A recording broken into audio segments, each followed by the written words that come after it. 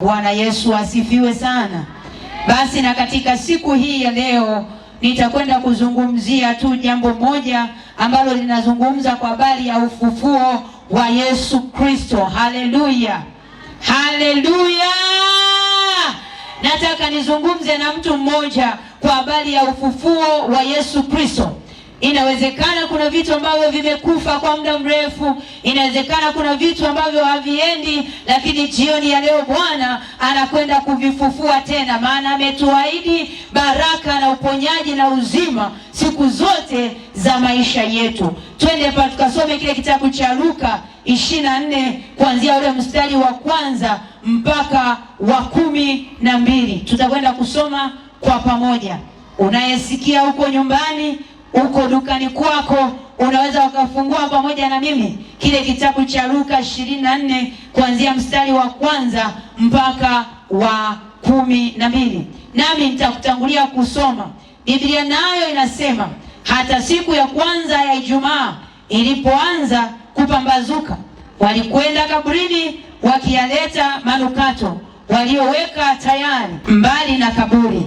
Wakaingia wasiuone mwili wa Bwana Yesu. Ikawa walipokuwa wakifadhaika kwa ajili ya neno hilo, tazama, watu wawili walisimama karibu nao, wamevaa nguo za kumetameta. Nao walipoingiwa na hofu, kuinama kifudifudi hata nchi, hao waliwaambia, kwa nini mnamtafuta aliye hai katika wafu? Hayupo hapa, amefufuka. Kumbukeni alivyosema nanyi alipokuwa angaliko Galilaya, akasema, imewapasa mwana wa Adamu kutiwa mikononi mwa wenye dhambi na kusulubiwa na kufufuka siku ya tatu. Wakayakumbuka maneno yake, wakaondoka kaburini, wakarudi wakaarifu wale 11 na wengine wote habari za mambo hayo yote. Nao ni Mariamu Magdalena na Yohana na mamaye Yakobo na wale wanawake wengine waliokuwa pamoja nao. Hao waliwaambia mitume habari ya mambo hayo. Maneno yao yakaonekana kuwa kama upuzi kwao, wala hawakusadiki. Lakini Petro aliondoka akaenda mbio hata kaburini, akainama akachungulia ndani, akaviona vile vitambaa vya sanda tu, akaenda zake akayastaajabu yaliyotokea. Bwana Yesu apewe sifa. Haleluya. Haya ni maneno ya Mungu ambayo yanatoka katika kitabu cha Luka mtakatifu, ile sura ya 24. Biblia inaeleza kwa habari ya ufufuo wa Yesu Kristo. Yesu alipokuwa hapa duniani, baada ya ile kazi yake kuisha, walimpiga kama nilivyozungumza tangu jana, ya kwamba alitundikwa pale msalabani kwa makusudi makuu matatu, kwa habari ya kuleta wokovu, kwa habari ya kutangaza upendo, lakini pia na kuwaweka huru wale waliofungwa na kusetwa na dhambi zao. Yesu anawekwa kabrini. Wale waliokuwa wakimtesa, wale waliokuwa wanamfanyia dhihaka, wale waliokuwa wakimhangaisha, wakimsulubisha, wanajua ya kwamba tumemmaliza. Lakini kumbe ndipo anapolithibitisha lile kusudi kuu ambalo Bwana aliliachilia kwa ajili ya mwanadamu. Jana nikazungumza kwa habari ya kazi ya msalaba, lakini pia kwa nguvu ya msalaba itendayo kazi hata sasa, iliyokuwa inafufua na kuponya wafu. Nikasema hata leo bado inatenda kazi, iliendelea kuwaponya wengine, ikiwaruisha, ikiwaweka huru, ikiendelea kutembea hata sasa. Jioni ya leo ninakuthibitishia ya kwamba ile nguvu bado iko hata mahali hapa.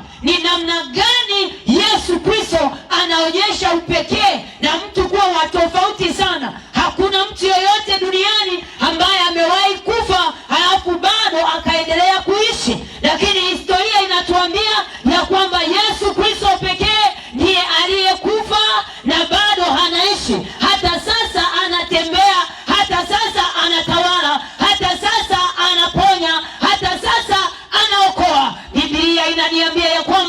alishinda mauti, alishinda kaburi, akashuka mpaka kuzimu, akaenda kunyang'anya ufunguo kwa yule ibilisi, ili kukomboa maisha ya mwanadamu, ili kumweka mwanadamu aweze kuwa huru. Bwana Yesu asifiwe.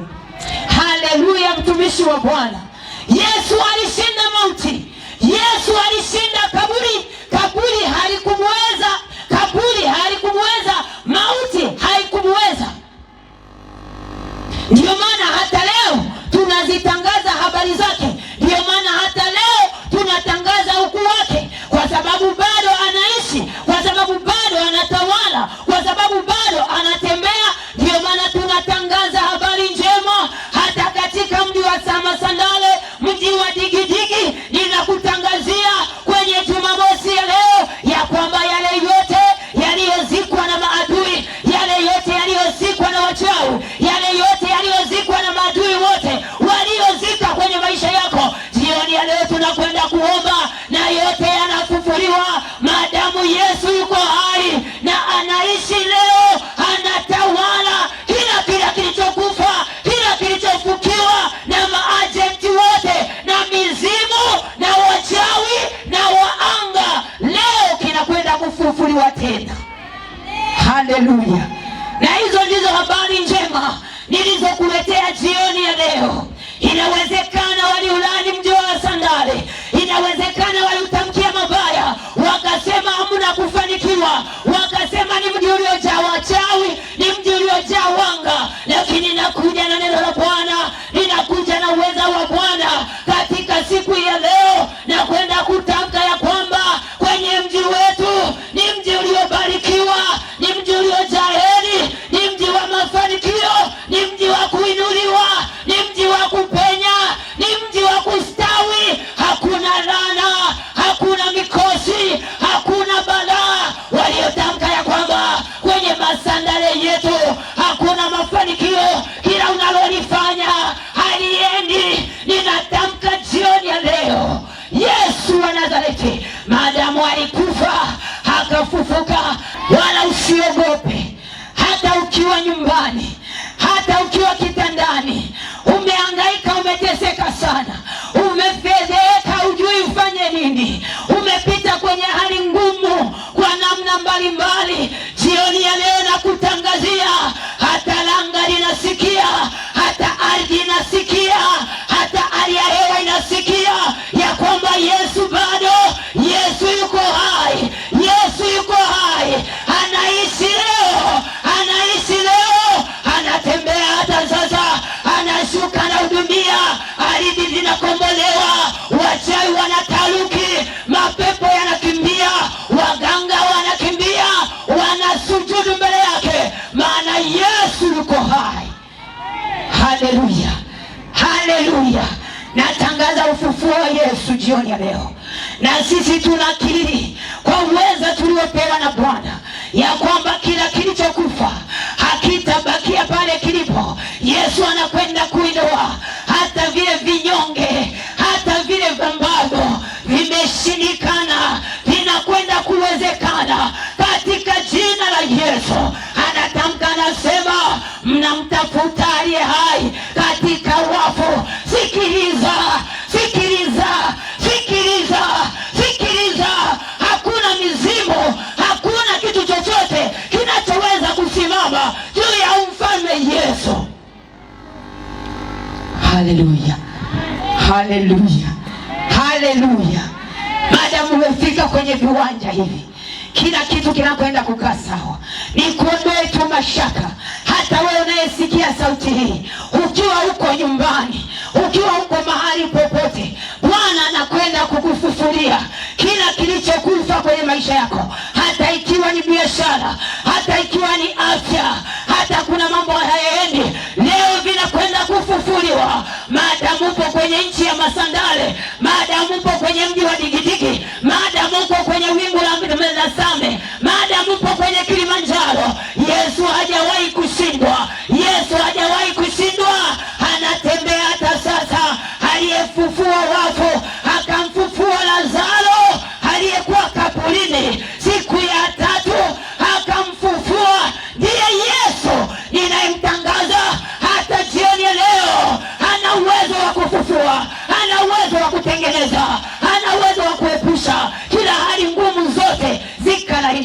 inakuwa nyepesi. Hatuna ajenda nyingine tunaweza kusema, hatuna habari nyingine tunaweza kusema, ila tunakuletea tu habari njema za ufalme wa Yesu Kristo. Haleluya, haleluya, haleluya. Leo ni operation ya kwenda kufufua kila kitu kilichokufa kwenye mji wetu. Leo ni maombi yetu, tunakwenda kuinua kila vilivyotamkiwa laana, kila vilivyotamkiwa na mikosi, kila ilizi zilizofukiwa kwenye udongo, kwenye ardhi, kila mahali popote ambapo walikwenda kutamka uharibifu kwenye mji wetu. Leo ni siku ya kwenda kufufua. Leo ni siku ya kwenda kuondoa kila uchawi, kila vinyamkera, kila mapambano katika ulimwengu wa roho. Leo tunakwenda kusitisha kila nguvu za giza, kila ufalme unaonena mahali popote kinyume na makusudi ya Mungu. Yesu leo ameamua kushuka ili akashughulike na kila giza lililotandwa mahali popote. Haleluya. Bwana Yesu asifiwe.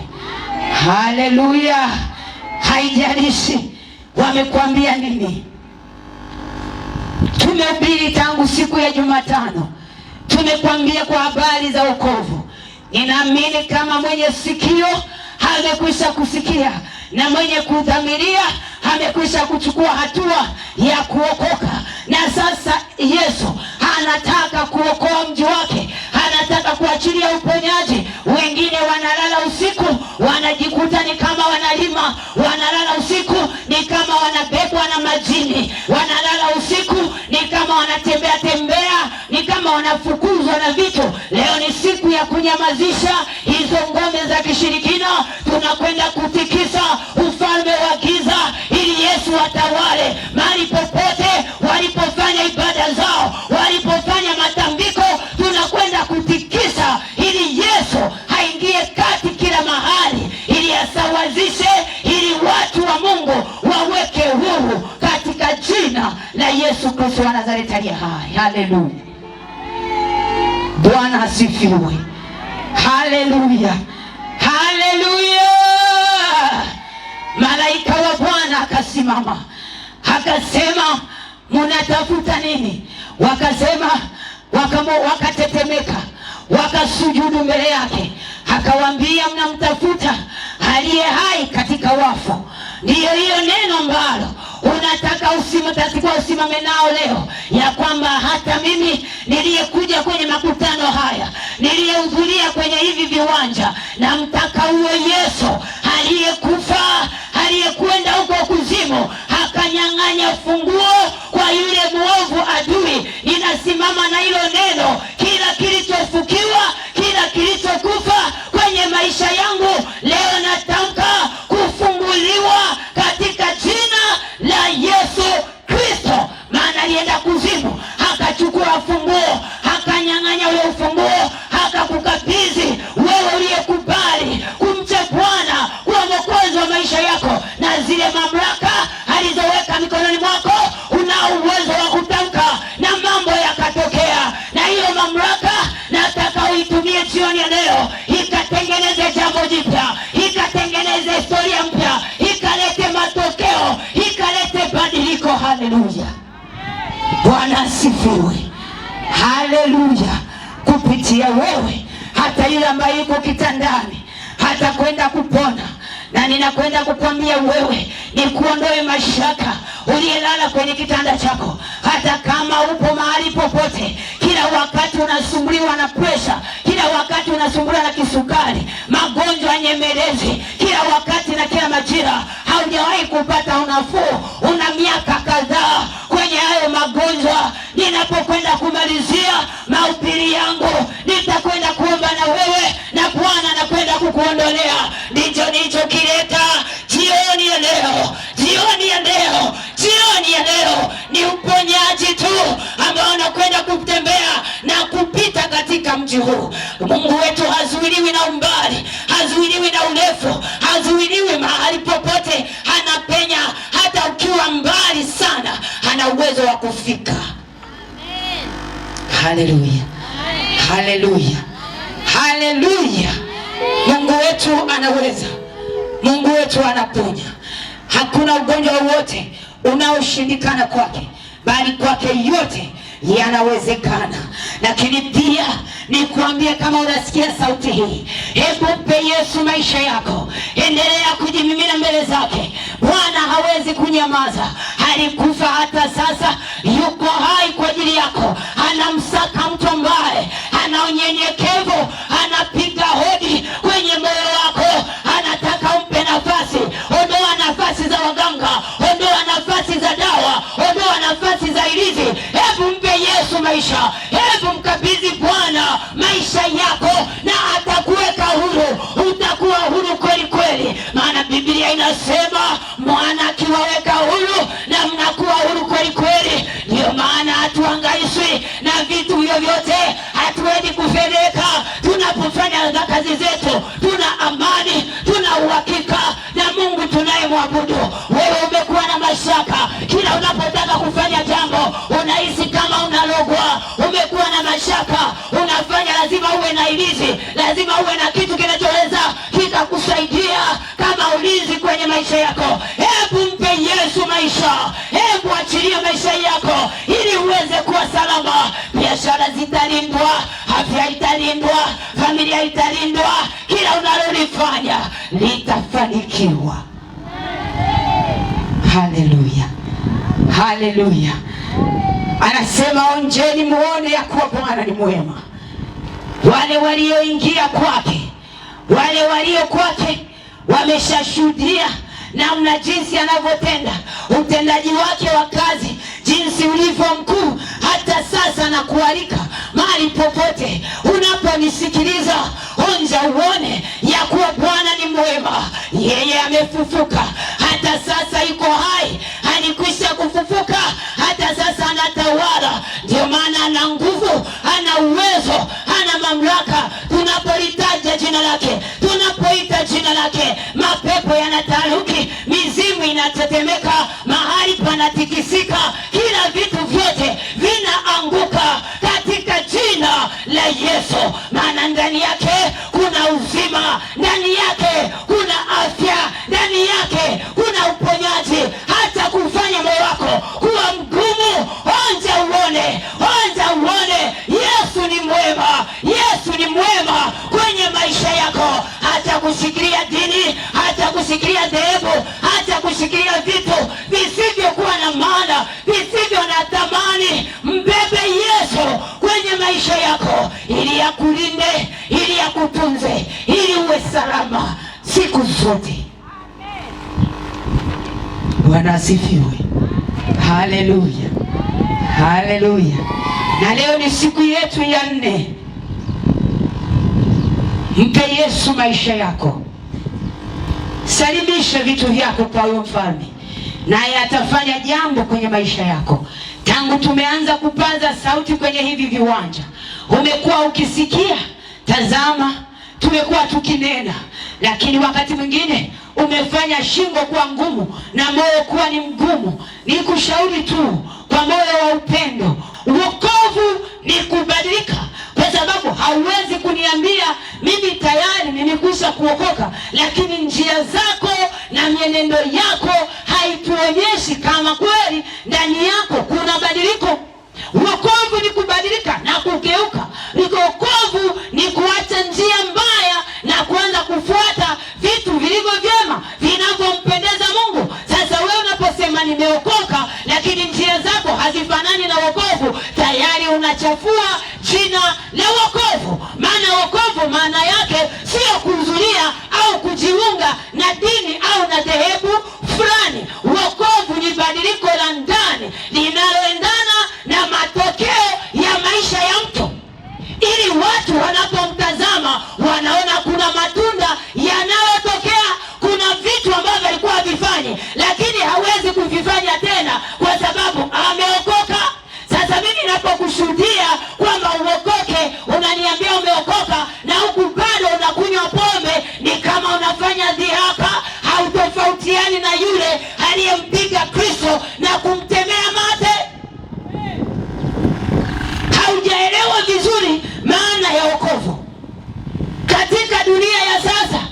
Watu wameona ni vitu vya kawaida.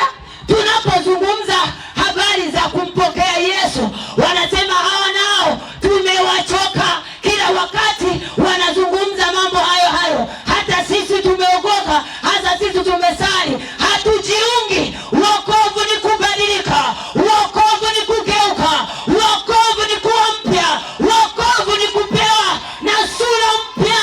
Wokovu sio kujiunga na dhehebu wala na dini yoyote. Wokovu ni kupewa utu mpya. Mambo ya kale yanapita na yakuwa mapya. Kama ulikuwa unafanya vitu vinavyompendeza Mungu, basi unaacha na unaanza kufanya yanayompendeza Mungu. Unatukana wokovu, unasema nimeokoka, ninamwabudu Mungu wa kweli, lakini kila unapotoka kanisani unapitia kwenye baa, unashika chupa za bia, alafu unatamka ya kwamba umeokoka. Hacha kumzia Mungu. Mungu wetu haziakiwi, Mungu wetu haziakiwi. Haleluya, haleluya, haleluya. Leo unajiona uko vizuri, uko bomba, kwa sababu ule moyo unapumua. Lakini siku utakapougua, utatafuta wachungaji wako wapi, utatafuta upate msaada, ambapo wakati unakuwa umekwisha kuchelewa. Ni heri umpe maisha yako leo, ni heri ujitoe kwa Bwana, ni heri leo ukiri kwa Bwana ni mwokozi wa maisha yako, ukiwa na uzima, ukiwa na nguvu. Wanaheri wale ambao wanapokamatwa wanamkumbuka na Mungu, wanasema naomba nitie wachungaji waweze kuomba na wewe. Lakini sio wote wanaopata hiyo neema. Hiyo neema unayochezea leo, hiyo neema ambayo unaipuzia jioni ya leo, hautaiona tena. Wakati mwingine utatamani sana usikie hata dakika 2 neno la Bwana wakikwambia, lakini unakuwa umeshachelewa. Ni heri mpe Yesu maisha leo, ni heri mpe Yesu maisha leo. Geuka njia zako, geuza mapito yako, geuza mienendo yako, geuza njia zako. Yesu aingie kwako, afanye makao ndani ya moyo wako. Mchana upo kanisani, jioni na usiku unawanga. Mungu gani wa namna hiyo? Mungu tunayemwabudu hana sura mbili. Mungu tunayemwabudu sio kikeukeo. Mungu tunayemwabudu hachangamani na uovu. Mungu tunayemwabudu hachangamani na uchawi, hachangamani na ushirikino, hachangamani na ulevi. Mungu wetu ni Mungu aliyenyoka.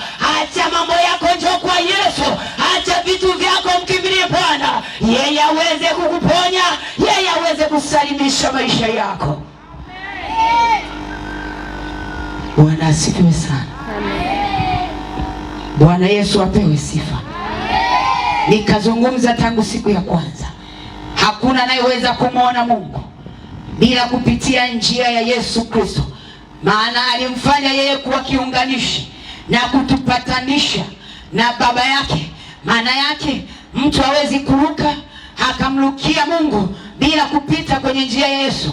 Wapo watu wengine waliotengeneza visaidizi, wakaunda vitu, wakasema sisi tunamwabudu huyu kwa majina yake. Acha nikuambie mtumishi wa Mungu, umedanganyika vya kutosha. Lakini kitu halisi ni kuwa na Yesu kwenye maisha yako. Acha kudanganyika, acha kudanganyika, acha kudanganyika na vitu vyovyote. Iko njia moja tu inaweza ikakusaidia kwenye maisha yako ili uweze kumwona Mungu. Hakuna mtu aliyemuona Baba isipokuwa kwa njia ya Mwana. Na huyo ndio ninatangaza jioni ya leo. Na huyo ndio ninamsema kwenye hivi viwanja. Umepuzia, umesikia injili kwa muda mrefu, umesikia kwa miaka mingi, umesikia na ukajihalalisha, ukasema mimi nimeokoka. Sikiliza, wokovu hauko hivyo. Lazima utakapodhamiria kwenye moyo wako, ukakiri kwa kinywa chako, ukaamini kwa moyo wako, ukageuka njia, ukaelekea njia sahihi inayokupasa kuiendea kwayo. Wokovu sio fashion. Wokovu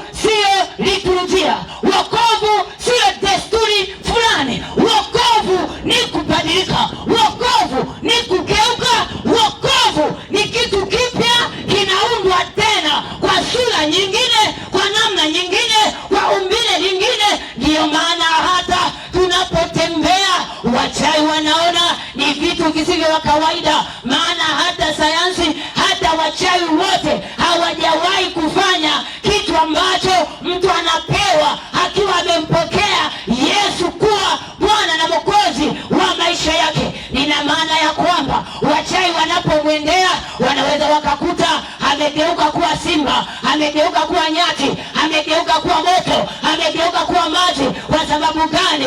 Iko sayansi ndani ya wokovu, iko sayansi inayobadilisha sura. Kwa wale waliompokea aliwapa uwezo wa kufanyika kuwa wana. Waliompokea aligeuza sura zao zinawaka moto, mali zao zinalindwa, uzima unalindwa. Ndio maana unapokuja kwenye malango ya mteule, unapoingia unakuta uoni nyumba, unaona ni damu, unaona ni maji yamejaa. Kwa nini? Yesu anatubadilisha,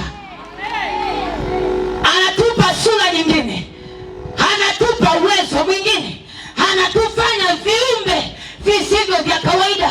Hatuna sura moja. Haleluya, haleluya.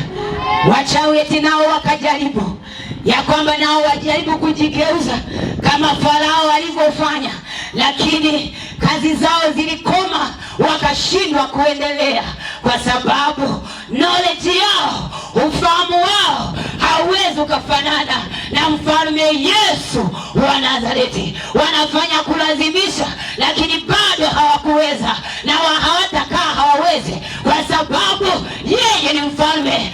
Aliwaumba wao kwa mfano wa sura yake, lakini hawezi kushinda, hawezi kumshinda nguvu wala ufahamu wake, hauchunguziki uweza wake, hawezi kuzidi uweza wa mtu yoyote duniani. Haleluya, Bwana Yesu asifiwe. Haleluya, haleluya, haleluya, haleluya. Kama unanielewa, mshangilie Bwana na makofi na vigelegele, huku kinyanyuka kwa miguu yako na kusogea mbele. Kwa dakika chache tunakwenda kutamka baraka kwa ajili ya mji wetu.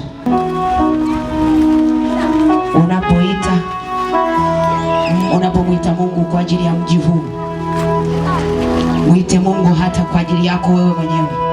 Vile vitu vilivyokwama kwenye maisha yako, tamka kitu, Mungu akaendelee kufanya kwa upya. Wewe ni Mungu mwenye nguvu na uweza wote.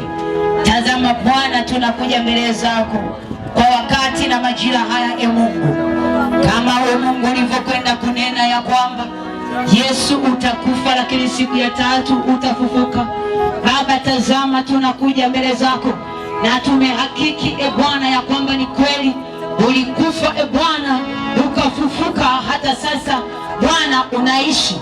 Tazama tuko mahali hapa jioni ya leo, tukiinua Bwana mji wetu wa Digidigi, tukiinua mji wetu wa Masandale, tukiinua mji wetu wa Same, tukiinua mji wetu wa Kilimanjaro pamoja na watu wake wote wa mji huu. Bwana, tunakwenda kutangaza Jehova uponyaji na ufunguliwa katika jina la Yesu.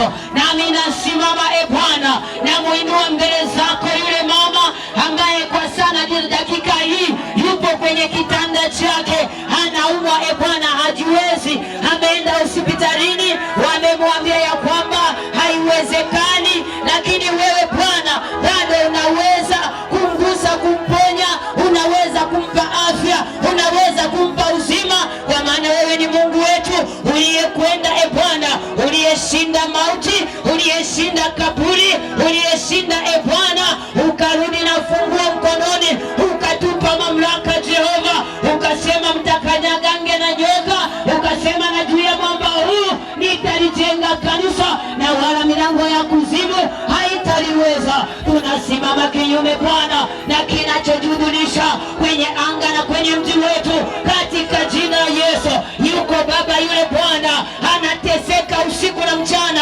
halali Bwana, tunatamka Bwana kuanzia sasa, mahali popote alipokamatwa, mahali popote alipozuiwa vitu kwenye maisha yake, Yesu kapate kumfungua, Yesu kapate kumganga, Yesu kapate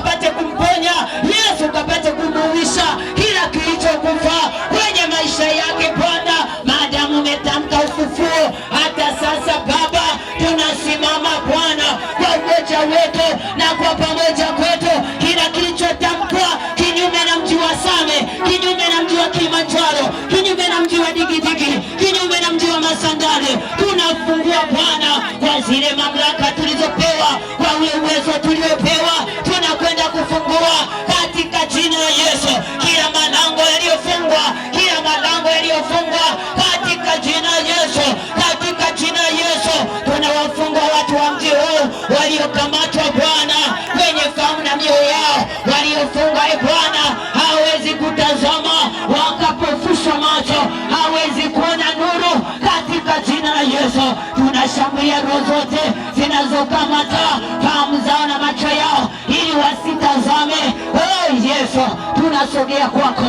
Wale wagonjwa wote, wale wagonjwa wote, wale wagonjwa wote waliko nyumbani, kila mahali popote walipo Bwana, tunawainua kwako, tunawasogeza kwako katika jina la Yesu.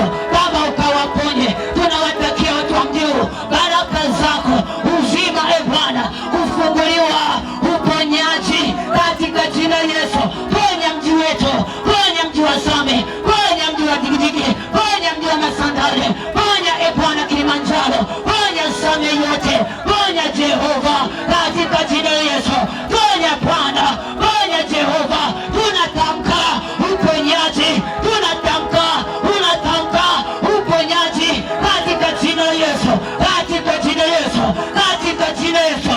Ponya Jehova waliofungwa na minyororo, waliofungwa na kila vitu kwenye maisha yao, tunafungua kwa jina la Yesu. Jioni ya leo tunatamka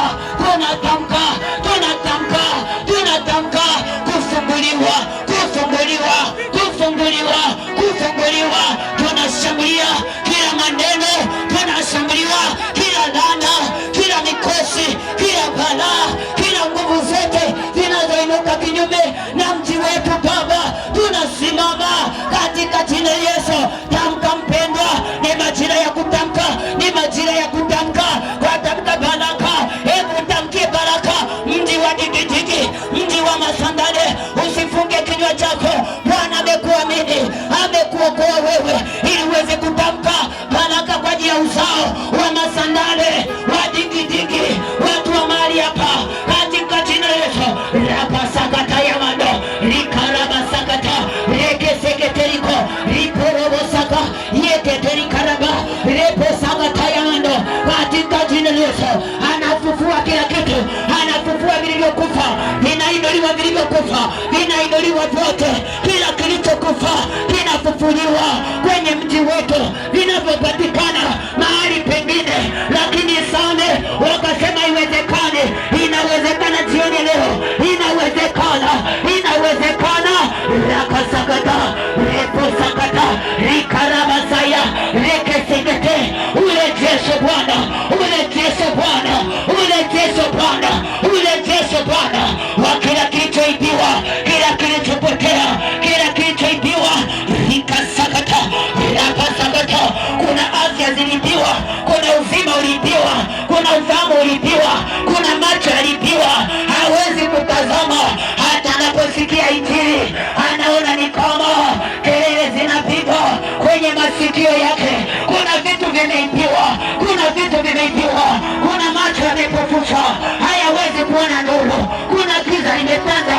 Oh, rakasakata raparabasai rikarabasaka yeketeriko ripo shantarabande riko ikaraba yeketerika raparibosa riko torobosa rakasakato rikashanta yikarabababa yekarabababa yeketerika rapabababa. Yeye yuko hai, yeye yuko hai, yuko hai Bwana, yuko hai Bwana, anaishi leo. Baba, katika jina la Yesu, Baba nakuja mbele zako, mleta kila moja moja Bwana aliyekanyaga kwenye hivi viwanja.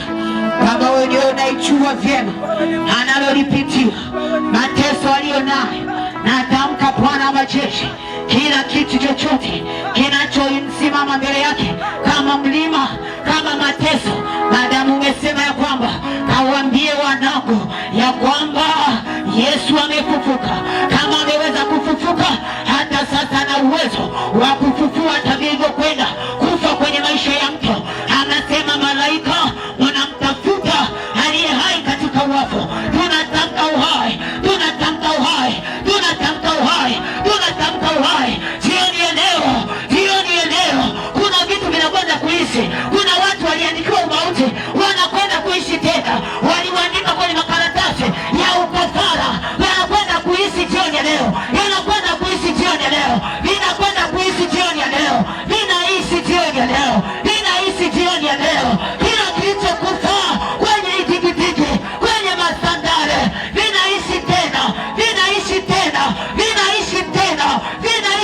tena katika jina la Yesu.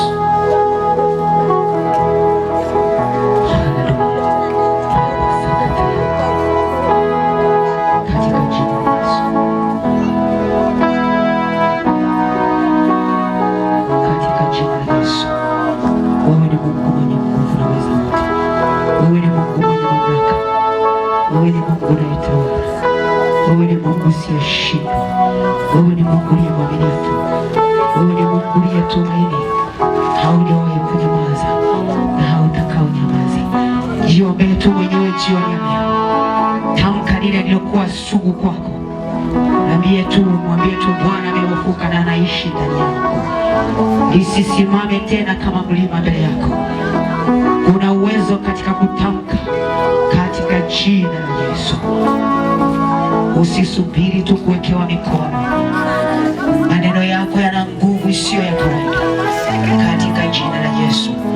Katika jina la Yesu Kristo. Baba, tunakutukuza.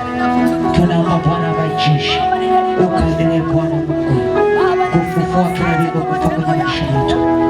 Kila Jehova mfalme wa amani vilivyokufa hata sasa, tunaamini ya kwamba Jehova vitakwenda Jehova kufufuka katika jina la Yesu. Na ninatamka afya ya mtu huyu. Ninatamka afya kwa kila moja aliyekuja ni mgonjwa. Kama ulikuja ni mgonjwa, kuna mahali popote unasikia udhaifu, unaweza ukaweka mkono wako hapo mahali niweze kuomba na wewe. Unajisikia kuna mahali unaumwa, nataka niombe na wewe. Weka tu mkono wako unaposikia maumivu. Baba, katika jina la Yesu Kristo, ninakubariki, ninakutukuza. Ninasema asante kwa ajili ya mtumishi huyo Baba. Amekuja Bwana na amekanyaga kwenye viwanja hivi. Ninatamka uzima, ninatamka afya, ninatamka uponyaji. Akiwa anaumwa kichwa, akiwa anaumwa tumbo, akiwa anaumwa miguu, katika jina la Yesu Kristo, na nyamazisha kimya mateso, na nyamazisha kimya kila vishawishi, kila nguvu za kila aina zinazosimama mbele yake ili kushambulia maisha yake, ili kushambulia afya yake, katika jina la Yesu. Na nyamazisha kimya kwa jina la Yesu.